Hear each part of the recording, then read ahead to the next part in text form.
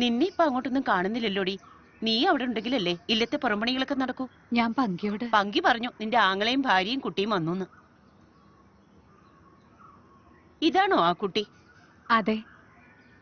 അങ്ങേർക്ക് എന്തുവാടി ജോലി? പോലീസിലാ, തൃപ്രയാറ്. മോളുടെ പേരെന്താ? ബിന്ദു. ഇന്നോ നാളെയോ ഇല്ലത്തേക്ക് വന്നേക്കണം. പുറംപണി കുറെ ഉണ്ട്. പോവാ. വാ മോളെ. ചേച്ചി, ഇവരൊക്കെ പഠിച്ച് പോലീസും പട്ടാളം ആയി കഴിഞ്ഞാ ഇനിയുള്ള കാലത്ത് പുറംപണിയൊക്കെ ആരാ ചെയ്യുക? അവർക്കും പഠിപ്പോ ഉദ്യോഗമൊക്കെ വേണ്ടേ? ഇല്ലെങ്കിലും ചേച്ചിക്ക് പണ്ടേ ഇവരോടൊക്കെ നല്ല കൂറ. ഒന്ന് പോടാ.